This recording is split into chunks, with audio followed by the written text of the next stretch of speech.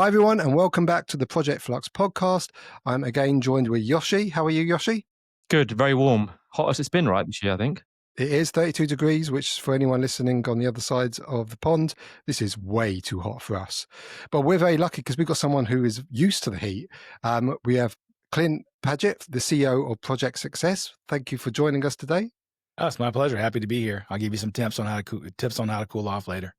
Well, we'll take anything we can because we are really struggling here, really struggling. But Clint, if we can start, just tell us a bit about yourself and your company, and how you got here. We were talking before the podcast started about your kind of journey to where you are, and I think the listeners would be interested to hear how you actually got to this before we start delving into some of the finer details. Yeah, I didn't choose this path. It chose me. I think basically, I gave a talk recently at a event where they wanted to talk about the journey, and so I had a map that I put up on the presentation, and it showed a little town in South Carolina called Orangeburg, and then a dotted line all the way over to Angoulême, France. And the title of the talk was basically, "Boy, did I get lucky! How did a guy from rural South Carolina end up running the Olympic torch in France for the for the Olympic Games?" Wow, that really happened. That really happened. Yeah, I got to do that last year, right before the Olympics. So that was, so my journey was not one I chose, but it chose me, and I'm happy that it did. Right out of high school, I joined the Navy, spent 6 years in the Navy, and I actually got to come over to the UK on my carrier and spend some time with y'all. And then I wanted to go to college, so I ended up getting accepted to Georgia Tech. I have an electrical engineering degree from Georgia Tech, and I have an executive MBA from Duke University as well.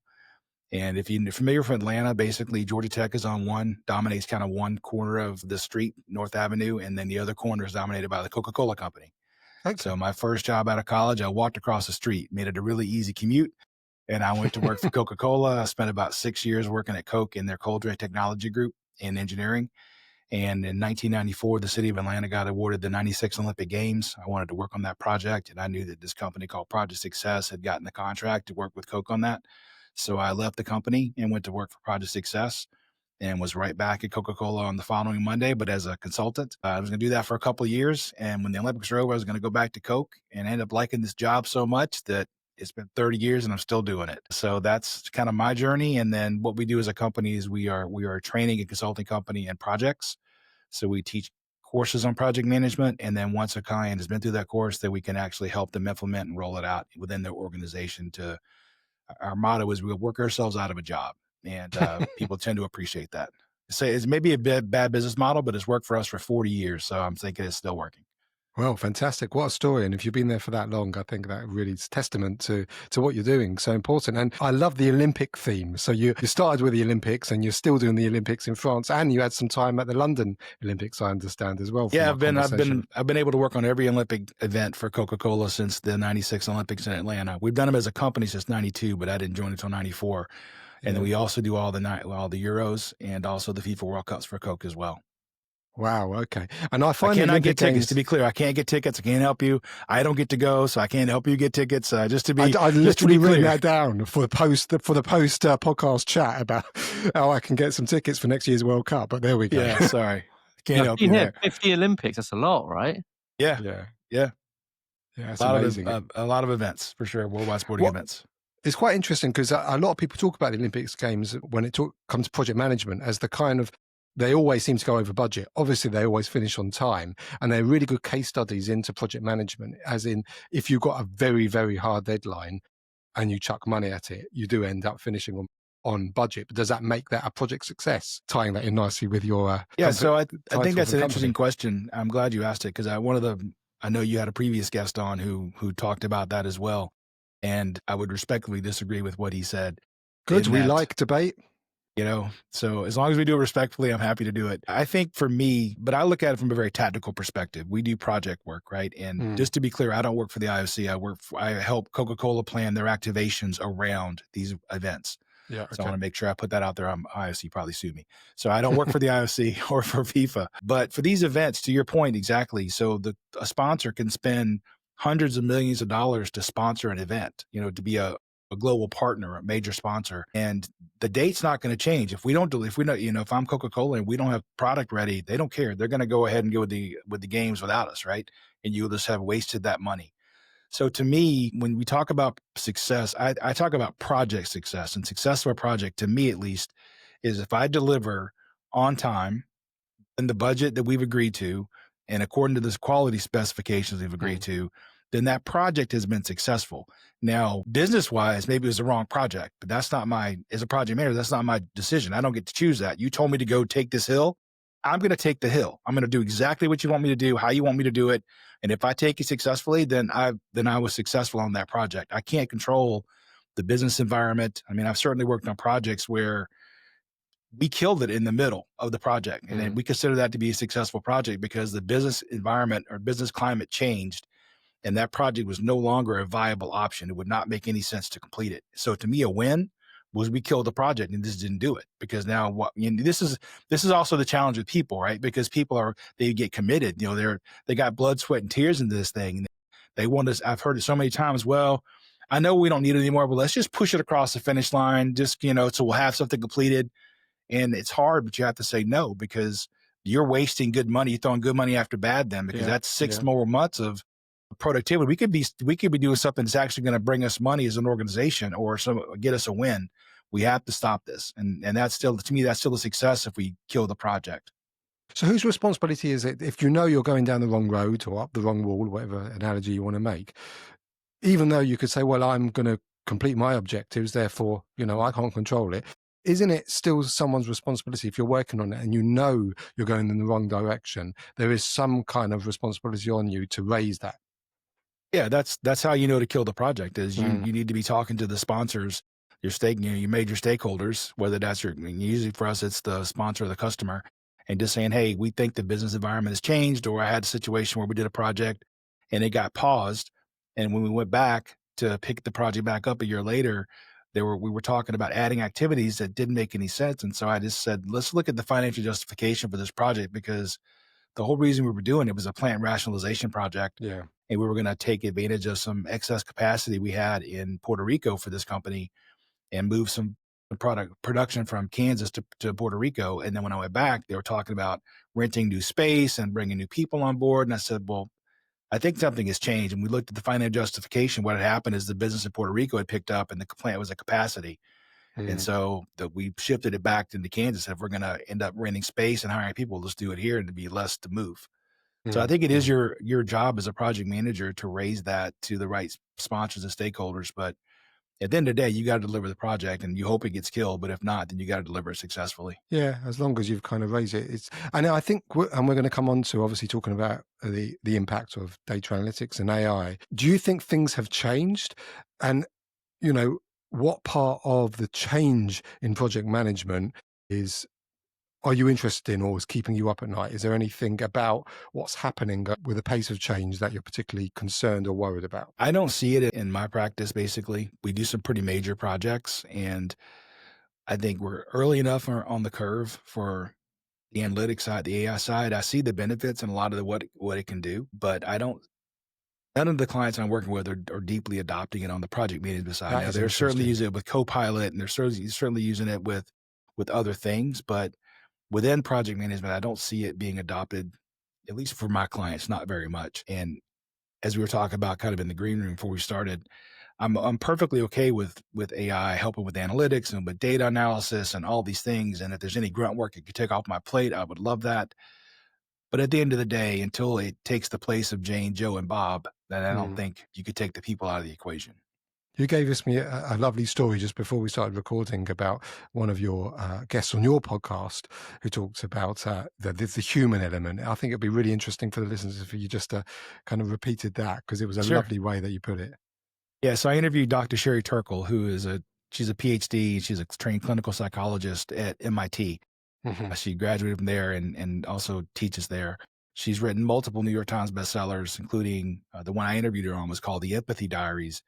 But I'd also read the previous book, which was Alone Together, which talks about how electronics can actually make us, even though it's supposed to bring us together, can actually make us almost isolated. Yeah.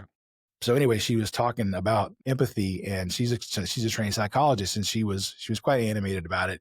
And she says, I don't care how smart the bot is, it cannot hold my hand and truly understand how it feels to have your dog die. There's nothing it can say that's going to make me feel better. I don't care what it says, it just won't. It has not lived that experience, so it can't empathize with me.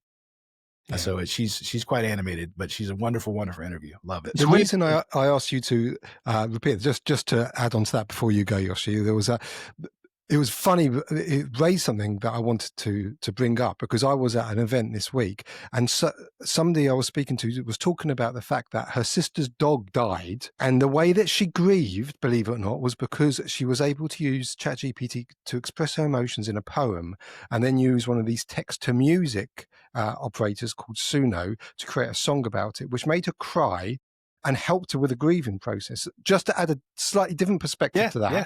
So it is interesting. I mean, it's not that I don't agree. I think we're in this weird space where there's the kind of the innate human side of you thinks that AI is never going to replace us. And then you hear a story like that where someone has genuinely been touched and helped in the grieving process by AI. And then you realize, well, it's not as simple as that. It's multifaceted.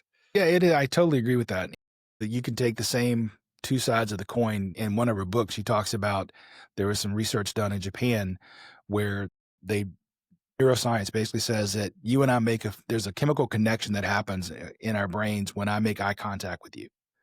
Right. So what I have to do then is I actually bought a teleprompter just so I could trick my brain into it. So I can actually see, I'm actually looking at you and seeing you while I talk rather than having to look down at the screen and look back up. And there's a chemical connection that actually forms a bond between two people when they make eye contact. So that would tell you that face to face is better. But on the other side, you think back in the early 19th century or 20th century, people wrote letters and they fell in love through letters. So with zero physical, photos or physical contact. So I'm not saying it's always one way or the other, but there's always both sides. But I know for me personally, I would rather have a hug. Yeah. And then write a poem and have it turn to music. But I totally get it. I mean, some people, that's amazing. It's funny because there was a guy on the news that I read today, I think it was on CBN News, who proposed to ChatGPT and it said yes. And he was being interviewed, and the interviewer was speaking to, he called the AI Soul, and it asked Soul at the time, ChatGPT, what it thought of the guy proposing, and it said, it touched its heart, right? And he said, oh, not to be crude, but like, do you have a heart? And it would say metaphorically yes. The thing is, in that conversation, there's the limitation of contextual memory. So it got to a certain point where the AI forgot everything he had said, and the guy said he was crying for hours because it happened. The other weird thing is this guy's got a partner and a daughter. God, that's gotta hurt.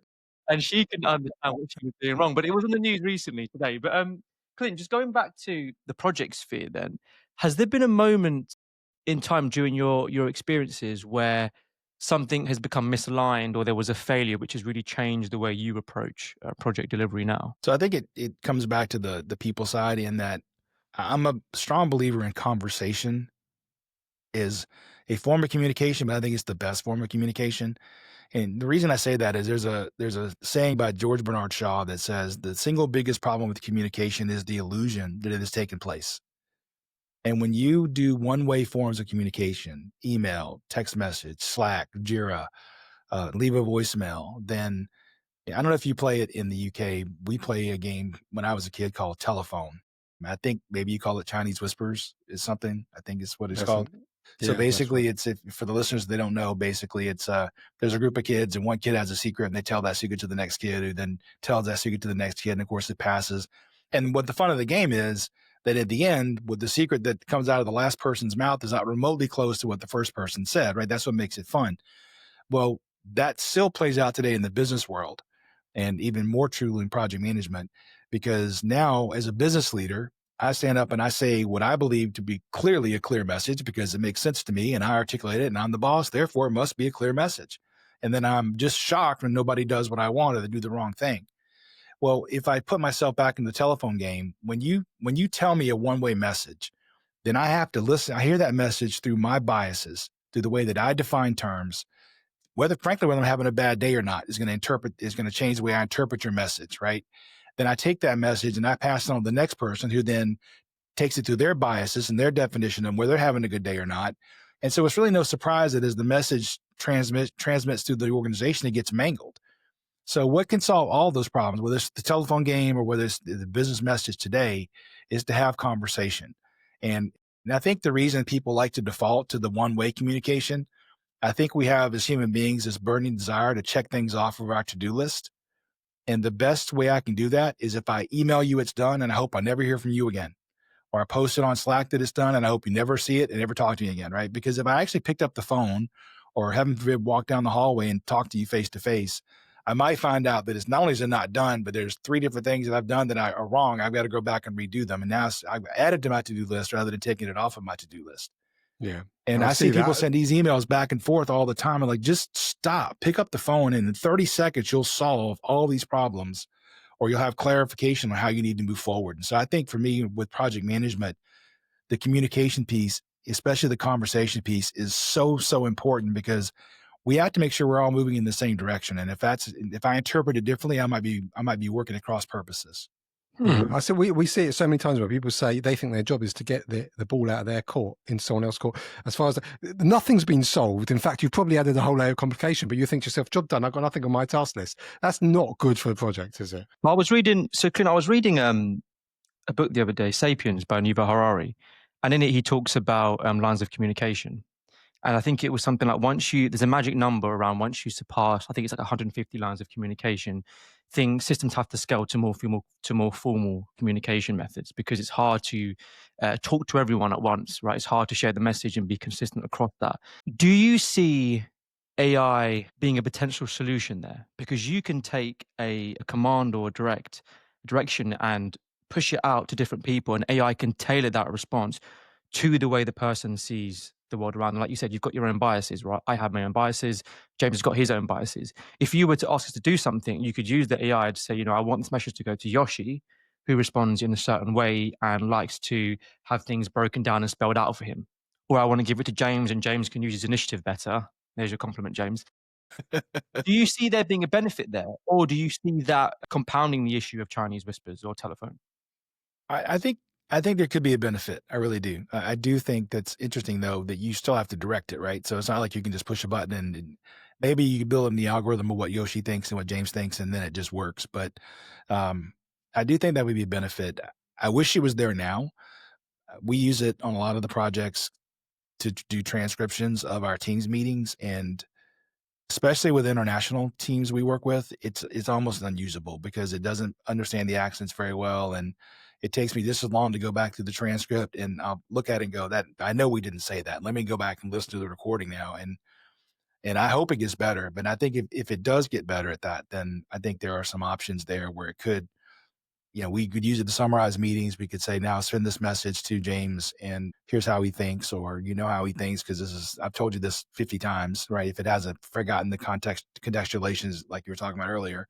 I think there's some positive benefits there. I think if we can play it out. And I think with AI, I think one of the great benefits that I think is going to help projects is the misunderstandings, right? So often what derails projects, either at brief stage or throughout the project, is some kind of misunderstanding. So what I say to people is you've got to use AI, at least at the moment, for its strengths. It has strengths and it has weaknesses. And one of its strengths is its ability to understand and digest huge amounts of information. So do you think that's something that can help in terms of misunderstandings on projects, or it could actually risk amplifying them because people then just start handing off what they should be doing and saying, I'll let the AI take care of that? I think you'll probably have a little of both. I think there are people that are quite happy to let somebody else do the work or something else do the work, and then there's some people that are probably like me that are not trustworthy and or not trusting. Let me just figure this out for myself, right? I'm always with the artifacts and with the what's the word I'm looking for? With the it's not illusions, but when the AI gets it right, just makes up a reference or hallucinations. Hallucinations. God, thank you. I'll tell you, the heat is getting to me as well. So I think there's always that would make me worry. Even when I do my own data analysis, I have a sense of, does this answer make sense first before I do anything else? And then I realize, the filter was set wrong, or this data is not making sense. So I think there are some positives there, and I do think it'd be great analysis. I've worked on some big construction projects where these are major multi-story buildings in New York City's Times Square. They would, at the end of that, unfortunately, it's kind of almost the modus operandi is there's forensic accounting that goes in as who we're going to take money back from because they made us late on this, that, or the other. And I can certainly see where AI can analyze that data do that really, really well. But the conversation piece and the communication piece, I still think there's that personal issue that I have to understand how I would think about things and how they would come through and how I would need to say it. And as a human being, if I interact with you long enough, I'll know exactly how you think and how I need to talk to you to get something done and how I need to talk differently to Yoshi to get something done. I know in my career, I've had a boss where he yelled at everybody, but he never yelled at me. And he just knew that if he yelled at me, I was going to shut down because I was already working twice as hard as anybody else. I was trying to do the right thing. And you could tell me, you can give me criticism constructively, but don't yell at me. If you're going to yell at me, then I'm just going to shut down because that's not how I operate. And so I think there's still that human element of how do I need to talk with each person? What motivates them? You know, it's funny because we do a lot of global projects. And even in today's technologically advanced world, we find that I can do a very complex project globally, remotely, if I bring everybody together face to face for 3 to 5 days. If I can get them all in the same room, force these conversations to happen. You're not looking at your phone. You're in the room with me. You're not distracted by a phone call. We're all together, 10 of us, 20 of us in a room. And through a conversation, we're saying, I do this. And this is where where the magic happens because somebody says, no, I don't do that. Joe does that. This is why we're always in trouble because I get this on my to-do list and I just don't do it because it's not my task. It's Joe's task. Well, yeah, I can give you a concrete example. I did a project for a semiconductor company in Silicon Valley a couple of years ago. And these two engineers had worked together for 5 years. Right? Had never actually met, but they'd worked together virtually for 5 years. Now, there's a design engineer and a test engineer. And if you're in the semiconductor space, you want the test engineer to be somebody who didn't design it, not because they're going to cheat, but only because if you test the chip that you design, you have internal biases and you know how it works. So of course, you're going to make intuitive steps, right? That make sense to you, but you want somebody who didn't design it to try to break it. And so we're in the planning session and we have a coffee break. And not even part of the planning, the design engineer and the test engineer having coffee together. And the test engineer says to the design engineer, you know, if you change this one thing in your design, we could save 25% of our test time. Wow. And that conversation could have happened any time in the past 5 years, but did not until they were in a room face to face. That's crazy. That's where you get the serendipitous conversations that happen and you get to know people. And I'll turn it back over to you, but let me say one more thing about it. In these sessions, part of the issue or part of what we're trying to solve isn't just to walk away with a robust project plan, which of course we are, but we find that I can run the project remotely if I form connections and bonds to the people on my team. What I really need to do is turn you from an email address to which I don't really feel a responsibility or accountability into a living, breathing human being that I've made a connection with, right? And so now when I go back and I know more about James, I know more about Yoshi, and I get, you have 2 kids, I have 2 kids. I'm making all this up, but we both love soccer, we both love football, all this stuff, right? And so now I'm going to hold myself accountable to make sure the work gets done because I don't want to be the reason you have to miss some big event in your kid's life because you had to work to make up for my lateness over a weekend. Yeah. And we find those bonds can be formed. We can do the rest of the project, 2 years can be done remotely, but those bonds are so important. We form them on the front end. Yeah. And then I think, the potential benefit of AI is if it takes away some of the grunt work that we have to do so that we can spend more time connecting. That's where and this is what I'm coming to more and more in my view, is that AI is going to enable us to spend more time building connections and building trust and building relationships, which, as you say, is so important. So, Yoshi, I think you had a question as well. Yeah, just on that basis, Clint, because you put a lot of emphasis around communication and conversation. And a big part for me as well that plays into that is the level of engagement people have. Just looking back at AI outputs, I mean, there was a study recently which showed that when people use AI to do a lot of their work, especially knowledge work, they find that their brain regions associated with recall, for instance, is limited. It's less activated. And so people struggle with that because they're not actually engaging with the work. And that ties into your whole piece around being a lot more engaged with those you're working with and also the project plan itself because there are a lot of complexities. But on that basis of where AI might struggle, to flip that, what roles within project delivery or what tasks within project delivery do you think AI can support with or at least automate to some extent? So I think one place that I would love to see it play a role is in metrics, in that like we look at the history of a project and So one of the challenges, you guys will know this because you do project management, but basically you build your project plan and it's, you work with the team to compress it. So it's going to hit its deadline. And then you start working on the project and real life happens and people get sick and vendors don't deliver or scope changes, whatever happens, right? And these things push the project out.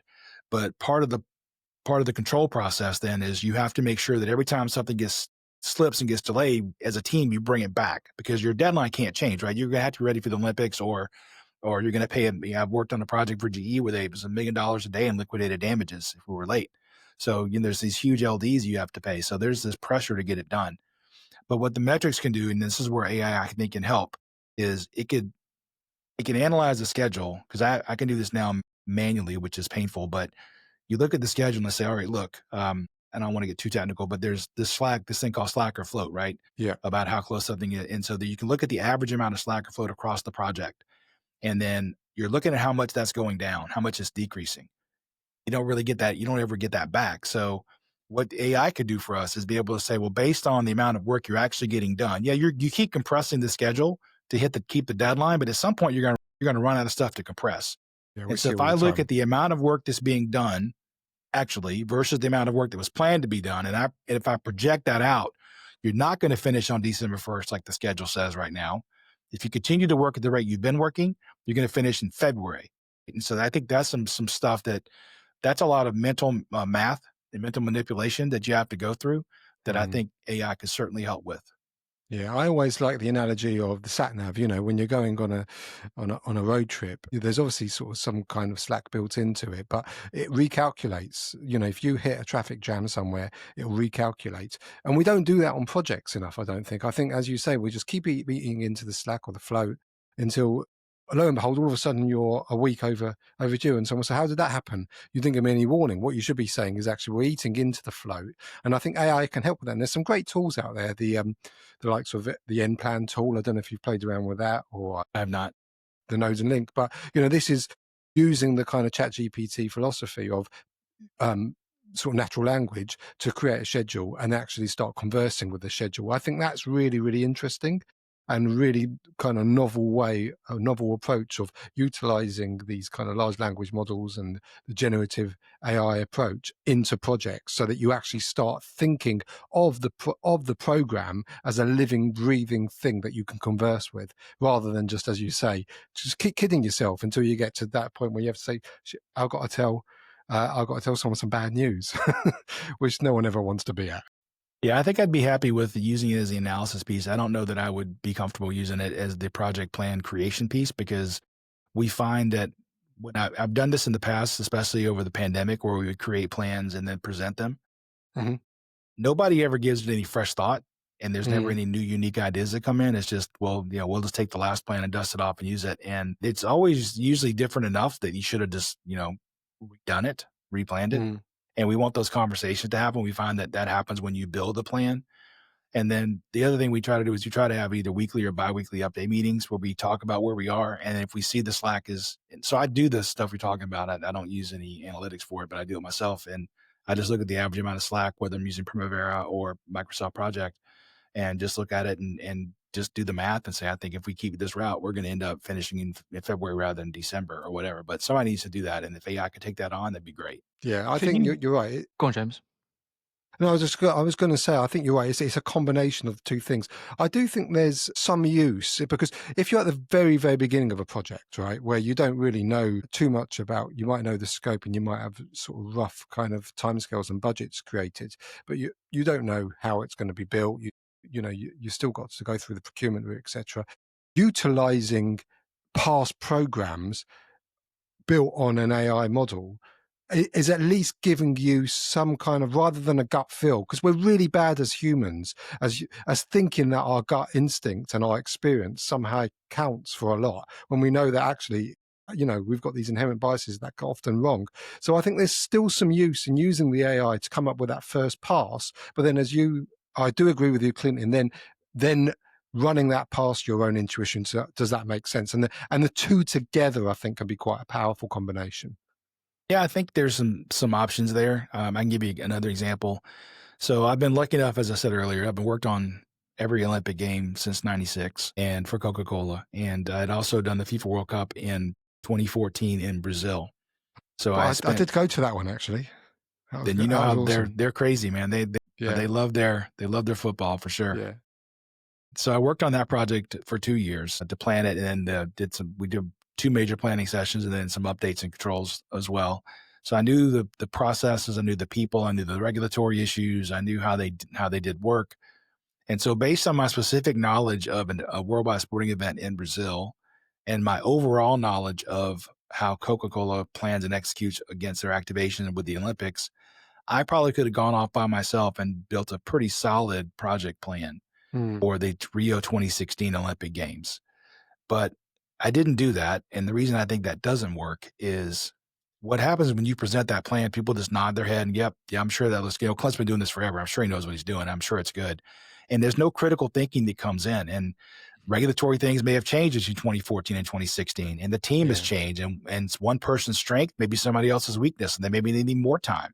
Or maybe Mm, there's a new technology that's come into play that we can actually cut the duration by 90% because this technology is going to take care of it for us. Or this new environmental issue that we have to meet, which now is going to make the task 10 times longer. And so I just worry about you would really need to take the time to vet it with the team. And I just find that people do better when they're forced to think about things.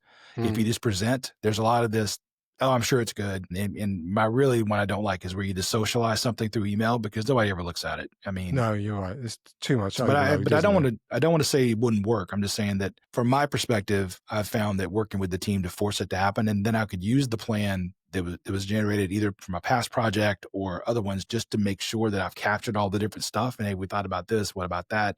You know, in the last project we did this. I don't see it here. Do we need that? We don't need it. Why not?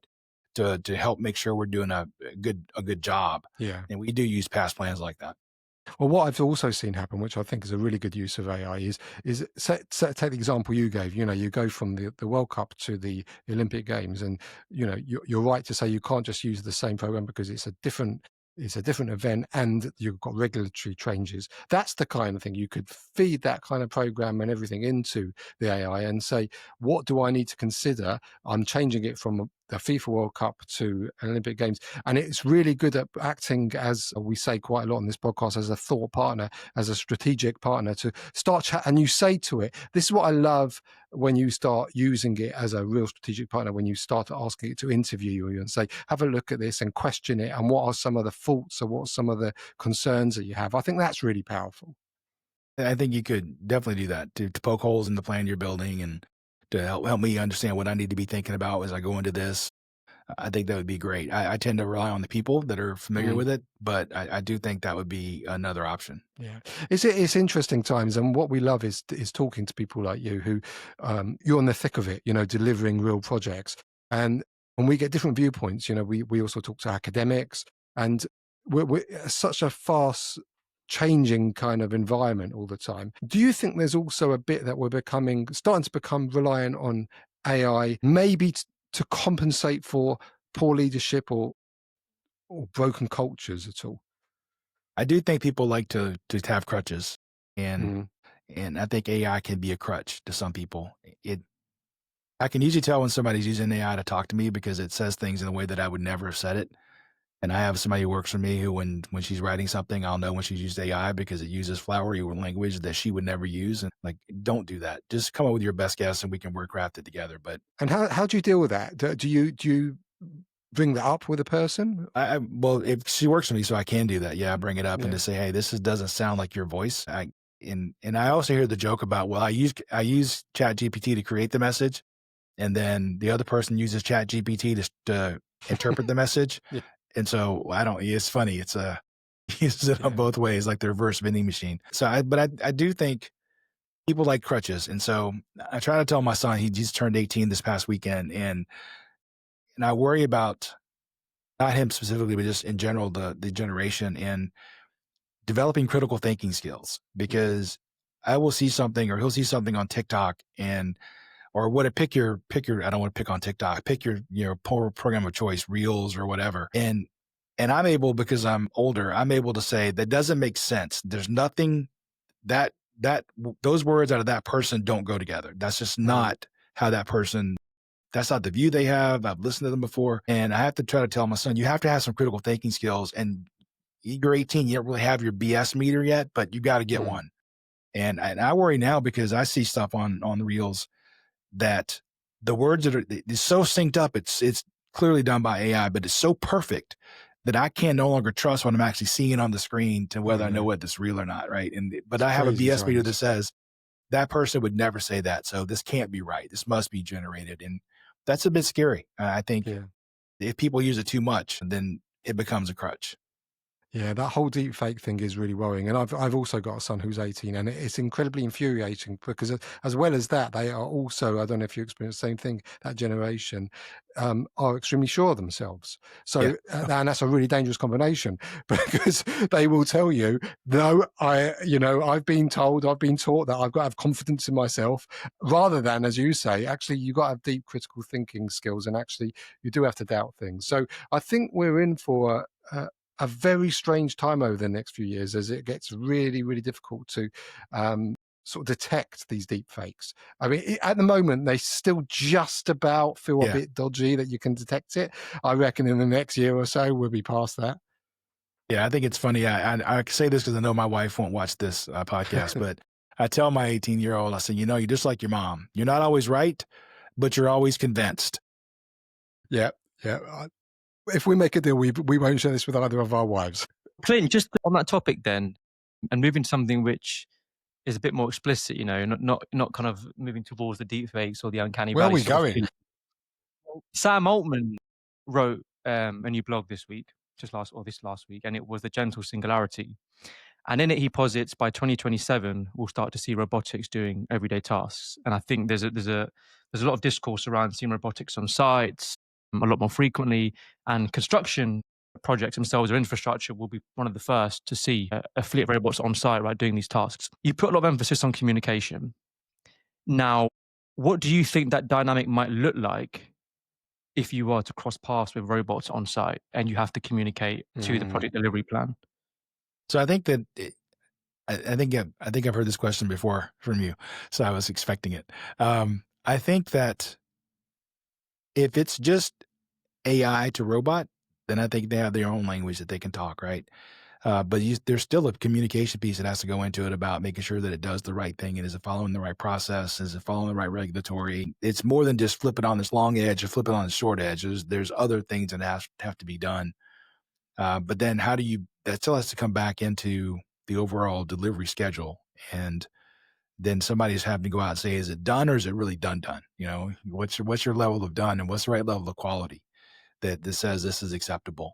So I still think there's a communication piece, but I do agree with what you said previously that if it's just AI to robot, then it's a lot more streamlined and it's a lot less potential for miscommunication. So when you had Although when you had that team huddle, when you bring everyone together to lay out the plan at the start, right? You said you get everyone over a couple of days and you explain the project brief, and when you get to know them, is that inclusive of the robots? it's not currently, but it might need to be. I don't think it would be in the honest answer from my heart and my head is I don't think it would include the robots, but it would include whoever's in the interface with the robots, right? That's writing the language that's going to communicate to them. And now I know there's another initiative coming out that's I can't remember the exact name of it, where it's really to make it more rather than AI, it's to be more think the way that we think as human beings.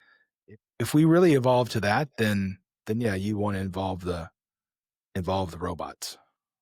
It's really interesting time, isn't it? Because I mean, if we take construction, for instance, we even though things have moved on, effectively we build buildings the same way that we've built them for centuries.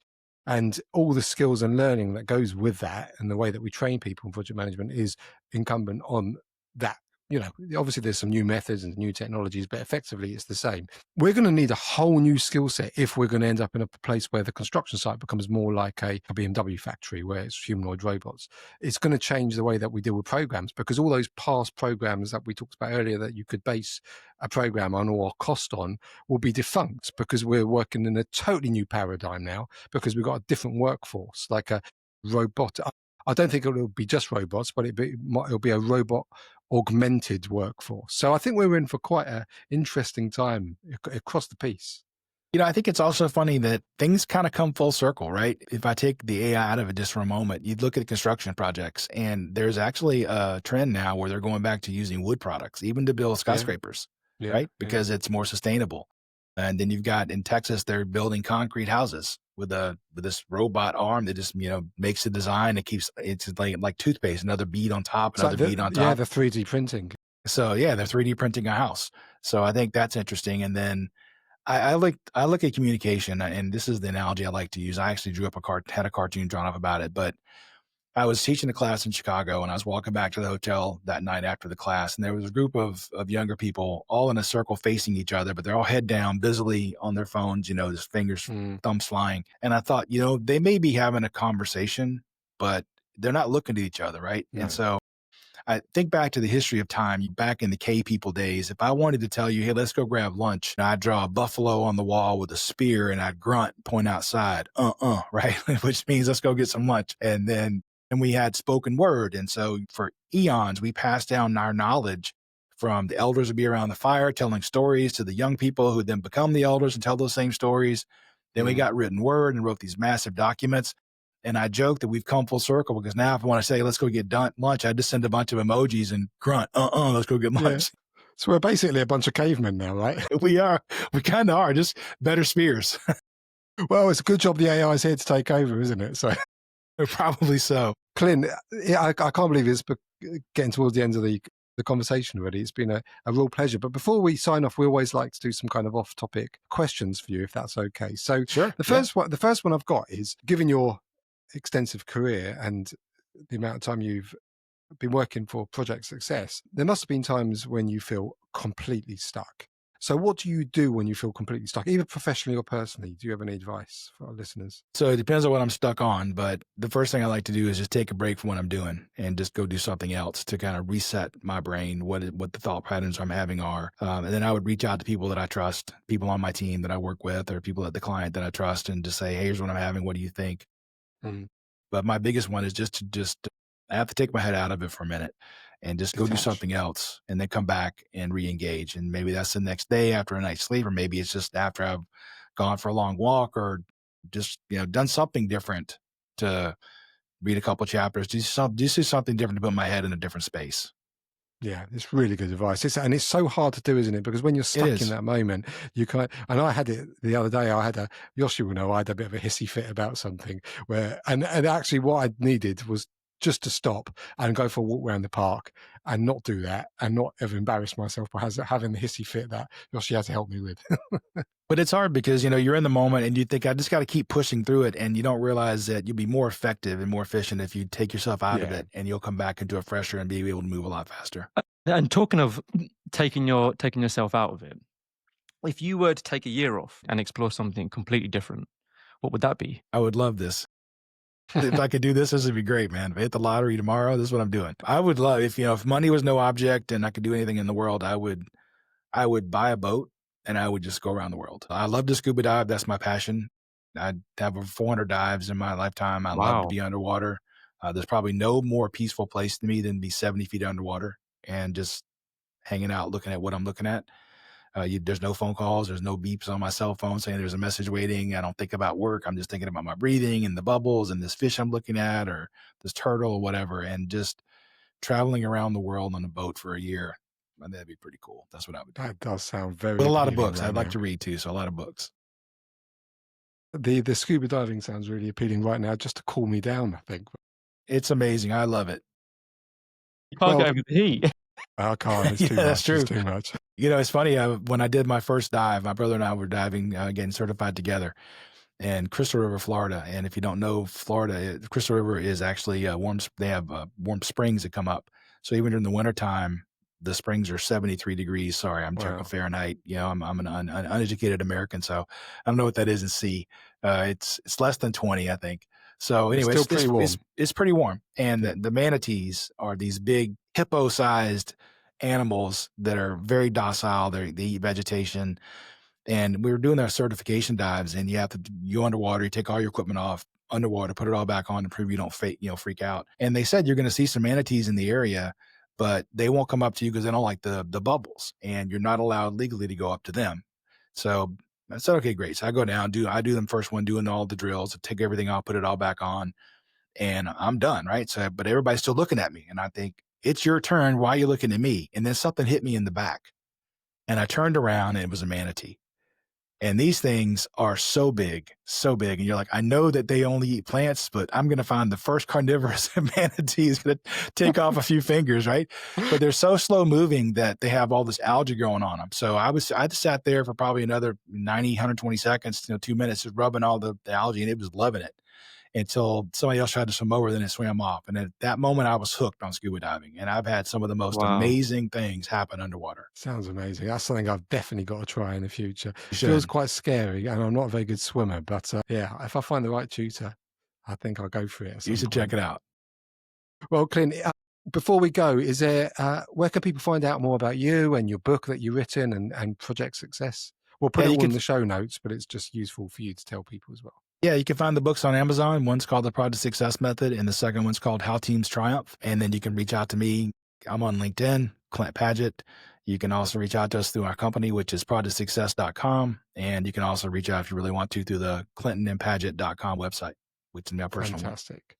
Brilliant. So all remains for us to be said, just thank you so much, Clint. It's been a really, really interesting conversation. And we hope you'll come back on in the future as well to discuss. As things progress so fast, I'm sure there'll be plenty more to discuss. Well, I appreciate you having me, and I really, really appreciate the fact you're open to other views, right? So I'm more of a people person, but I'm a technical geek. Don't get me wrong. I'm a double E, so I love the technology stuff, and I look forward to it, embracing it, but I'm still a people person. I like hanging out with people more than bots. So yeah. And listen, no one's got all the answers. It's such a fast moving kind of world at the moment. I think what we've got to do, and the whole mission of Project Flux, is to hear different views. That's exactly what we want. So it's really been a pleasure. Thank you so much, Clint. Thank you. And also no proposing to AIs anytime soon then. What's that? Well, proposing to AIs. That was your idea, Yoshi. I don't know where. I think that friend of yours was. We need the bots, the human robots, to be a lot better for that happens. Great. Take care, guys. Bye-bye. Thanks. Project Flux is here. Just want to give a big shout out to our sponsors, Construct AI. For anyone interested in looking at Construct AI, the link's in our show notes. There's a free tier that you can play around with. Yoshi and I have been using it for a good year since it was originally launched, and we get a huge amount of value out of it. So I thoroughly encourage everyone to go onto the Construct AI site and have a play around. Cool. And guys, before we sign off, please don't forget to share, follow, and like all of our stuff. So that helps us to engage with you and understand a bit more about what you want, so we can bring it to your doorstep as early as possible. See you later, everyone.